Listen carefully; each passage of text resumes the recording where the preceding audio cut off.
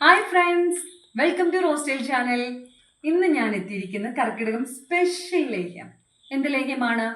നെല്ലിക്ക ലേഹ്യവുമായിട്ടാണ് വന്നിരിക്കുന്നത്. കണ്ടല്ലോ, നെല്ലിക്ക ലേഹ്യം. നെല്ലിക്ക പ്രതിരോധ ശേഷി വർദ്ധിപ്പിക്കാനും നമ്മുടെ മുടിയുടെ വളർച്ചയ്ക്കും ശരീര സൗന്ദര്യത്തിനും ഏറ്റവും ഉത്തമമായ ലേഹ്യമാണ് നെല്ലിക്ക.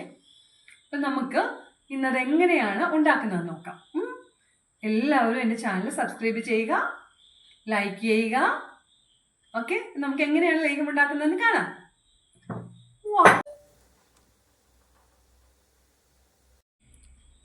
ഇൻഗ്രീഡിയൻസ് ആയിട്ട് ഞാനിവിടെ എടുത്തിരിക്കുന്നത് 3/4 കിലോ നെല്ലിക്ക ആവിയിൽ വേവിച്ചെടുത്താണ് കേട്ടോ. പിന്നെ ഇത് ചക്കര. അപ്പോൾ 3/4 കിലോയ്ക്ക് ശരിക്കും നമുക്ക് 1 കിലോ എങ്കിലും ഇടണം, എന്നാലേ നല്ല ടേസ്റ്റ് ഉണ്ടാകത്തുള്ളൂ. ഷുഗർ ഉള്ളവർ 1/2 കിലോ കരിപ്പെട്ടി ഇട്ടാൽ മതി. പിന്നെ കുറച്ച് കുരുമുളക്, കുറച്ച് ഏലക്ക, കുറച്ച് ചെറിയ ജീരകം, കുറച്ച്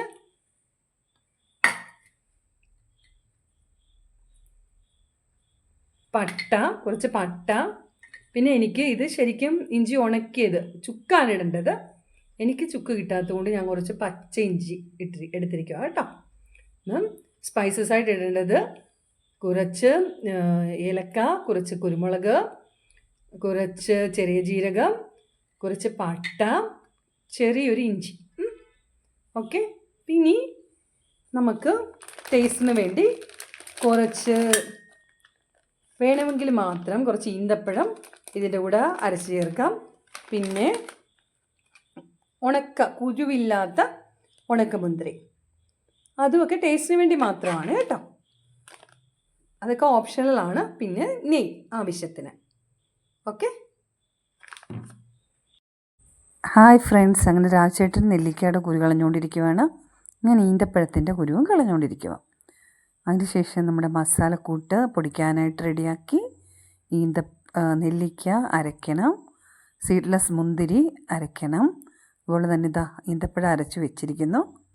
ഹായ് ഫ്രണ്ട്സ്, അങ്ങനെ നമ്മുടെ ചക്കര ഉരുകിക്കൊണ്ടിരിക്കുകയാണ്. ഫസ്റ്റ് ഉരുകിയ ചക്കര നമ്മൾ ഉരുളിയിലോട്ട് അരിച്ചൊഴിക്കണം കേട്ടോ. അതിനുശേഷം അതിനകത്തോട്ട് നമ്മൾ അരച്ച് വെച്ച നെല്ലിക്ക, മസാലക്കൂട്ട് എല്ലാം നന്നായിട്ട് ചേർത്ത് ഇളക്കിക്കൊണ്ടിരിക്കുക. അതിനുശേഷം ഇടയ്ക്കിടയ്ക്ക് കുറച്ച് നെയ്യ് ചേർക്കുക.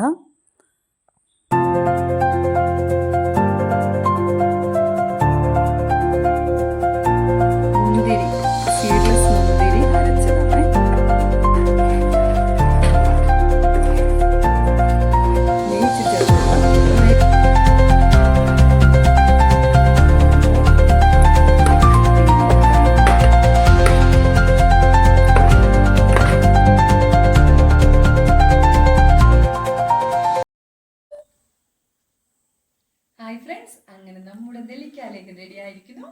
ഞാൻ എന്താ ഒരു കുപ്പിയിലെടുത്ത് എടുത്ത് വെച്ചിരിക്കുകയാണ്. നിങ്ങളെ ഞാൻ അങ്ങനെ കഴിക്കാൻ പോവാണ്.